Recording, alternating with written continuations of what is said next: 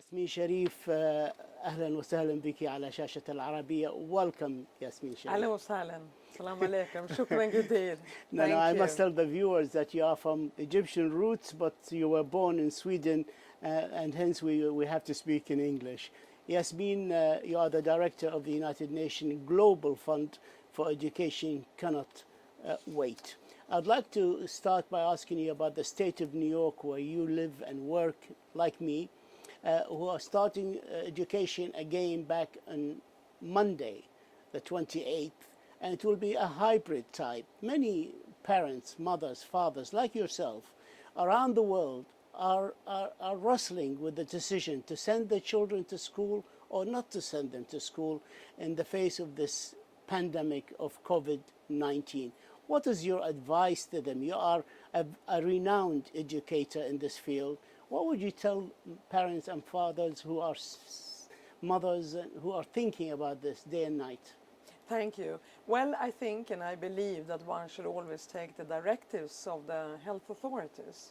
So that's my advice. I'm a mother myself. My children have now graduated out of school, but if I were in a situation today to make that decision, I would take the directives of the health authorities. That's the most secure way. When you're in a situation of a pandemic, you take the directives of the health authorities. Every situation differs, so whatever is advised for as far as New York is concerned, I would just encourage to follow the directives of the health authorities. What is the effect of COVID-19 on your program and your fund, Education Cannot Wait, and the important work you do around the world on behalf of our children? How are you affected in your work? Well, first of all, those who are most affected are the children and the young people whose education has been disrupted and who was already before COVID-19 engulfing them in crisis, because Education Cannot Wait, we focuses on the 75 million children around the globe and the 25 million children and youth in the Middle East who are affected by conflict, by forced displacement, and by natural disasters. So they are the most affected because with COVID-19 they are now in a double crisis. Prior to COVID-19 they were fleeing from wars, they were living in abject poverty, they were traumatized from conflict and violence, and now on top of it they are also impacted by COVID-19. However, that does not stop us from continuously trying to reach them and deliver alternative education during COVID-19. I would like to discuss our region, the Middle East. Of course, your work is all over the world, in Africa and Asia. You are involved in many, many places around the world supporting the education of children. But I would like to concentrate on our area, which pertain to our viewers. Lebanon, for example, is going through extreme time now with the events of August the 4th, the political and economical turmoil in that country. How Education Cannot Wait is helping the Lebanese children and Lebanese people in securing the education for their children? Well, first of all, Lebanon has been a very generous refugee hosting country. You have to remember that they have also received a large number of refugees coming from Syria. As a matter of fact, Lebanon has the per capita biggest refugee hosting country portion in the world today. So they have that, and they also have the Palestine refugees who are catered to by UNRWA, and then they have their own internal challenges. Not the least the explosion that took place on the 4th of August that just added to all the strains that have been put on the education system for the Lebanese government. And I must say, first of all, the Lebanese Ministry of Education is a very active partner and engaged with Education Cannot Wait. We have a long cooperation with them, and they are catering both to the refugees and also to marginalized Lebanese children. What are your programs there? Yeah, we have an investment of $16 million planned for Lebanon, and we have already commenced that. Then we had the explosion in August that it affected and damaged about 120 schools in Beirut. And education cannot wait. We came in very fast, working with the Ministry of Education and Higher Education, and UN agencies such as UNESCO made an assessment and released $1.5 million very quickly to rehabilitate 40 schools that were the most affected in Beirut. So we have a long cooperation with the government of Lebanon and the people of Lebanon. However, what we are doing is not enough. More assistance is needed. Syria is another country that our children there and their education is facing extreme challenges. What are your efforts in Syria? Well, Syria is, you have internal displaced who are fled within the country, and then you have the Syrian refugees who have left the country. And then you also there have, besides the Syrians, you also have Palestine refugees there. So we have invested over a period of 3 years $50 million. We work very closely because all the work we do is together with several UN agencies and civil society organizations. So UNICEF, UNHCR, UNESCO, civil society organizations like the Save the Children, Norwegian Refugee Council and others, and local civil society across the country, and especially in the most affected in terms of displacement and conflict affected. What is important that most of them, if not all, are also already living under in extreme poverty conditions, besides the fact that they're also enduring the aftermath of a very brutal conflict. So to reach them with education is one of our top priorities and should be the top priority of the Middle East, of all governments in the Middle East and all the peoples of the region and the world, of course. Yemen, suffering from a torrid war and criminal actions by lawless militias. Can you speak to us on the size of the problem in Yemen and your efforts in that country? Well, we have about 7.2 million children and adolescents today that are in urgent need of accessing education.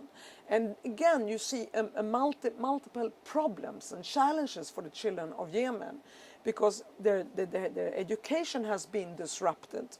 And our emergency investments there can only cater to certain parts to help them sit the exams, to ensure that there is some school feeding and so forth. But they are also on the brink of famine. The infrastructure is destroyed. And so, COVID, of course. And then on top of it, COVID. So then the brutality of that conflict and the difficulties of accessing and providing a holistic approach to education and only be able to provide fragmented investments, it's heartbreaking. So your work is hindered there? Well, it's an access issue. Now, what we, with our work together with UN agency and civil society and both sides to the conflict, both in So who hinders your access? The violence. The violence per se makes it difficult to reach. We work both with the Euro government and the de facto government because we are impartial, and our UN agencies and the humanitarian organizations on the ground are impartial. So we reach all sides, and we focus especially on this internal displaced children and youth along the coast in Yemen. And we have made an investment, or we have planned, we have commenced that as well, about $17 million for Yemen. But I would really raise the alarm for Yemen because it's a devastating crisis. Not only poor countries need help. Iraq, a potentially rich country, but there is a problem of education as well. Do you agree, and what are you doing there? Absolutely. And you know, when we speak about Iraq, and I would say all Middle East, but it's so sad. You know, in the 1800th century, the House of Wisdom was created in Baghdad. And it was multi-ethnic, and they were translating Aristotle and the Greek philosophers. And look what has been done to Iraq today. It's sad. And Iraq also hosts refugees from Syria, again, also Palestine refugees, and also internally displaced. People. So we focus on those who are forcibly displaced, the refugees. Do you have internally. numbers for the children who need your help in Iraq? For Iraq, I think we are speaking about 4 or 5 million that we are catering to in the broader scheme of As things. big as this? Yeah, I think that would be between Yes. 3 to 5 million that we are catering, because we don't reach the entire population. We are focusing on those What's the role most of the vulnerable. government in helping you help their children? In all countries where we work with the government. We work with the Ministry of Education, I think except one of those we mentioned. Which was that? I'm not going to discuss politics here. But we work with the Ministry of Education in Iraq and with the local education authorities on the ground, together with the UN system. So, and all of them have a political will to support education. Then, of course, we would like to see their finance ministries and the rest of the government to also put the budget allocations towards education. Education is a priority. It's not an afterthought, and it's not something we add on to other public health and public services. Education is a top public service. Time caught up with us. I have one question, Yes. one last question for you, and please be brief because time is really finished. Is the question, the last one is the tie between the United Nations and education, and why the United Nations gives so much importance to this particular aspect. You have peacekeeping, you have humanitarian work. Why education?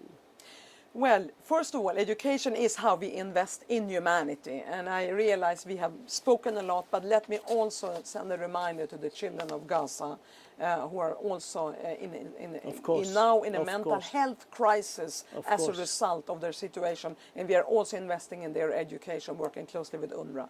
Now, the UN Secretary General Antonio Guterres have just released a policy brief on education that came out in August, and the Deputy Secretary General Amina Mohammed has made a strong call for the work that we are doing within the UN community to deliver education in crisis. Education is the foundation for all sustainable development goals. We all agree to that. And I'm going to take the opportunity when I'm here, knowing the time is running out, I'm going to turn to all our friends, our brothers and sisters in the Middle East, and especially in the more stable countries like Saudi Arabia, like the Arab Emirates, like Kuwait, and say, please join Education Cannot Wait. We have invested 120 million in the Middle East. Please help us match that, because we need to reach the 25 million children and youth in the Middle East whose education has disrupted because of conflict, as refugees, and now doubly because of COVID-19. Let's work together. Yasmine Sherif, the Director of the United Nations Global Fund, Education Cannot Wait. We thank you for your insight. We thank you for this exclusive. Thank you so much. Shukran Kitir. Thank you. Thank you. Thank you.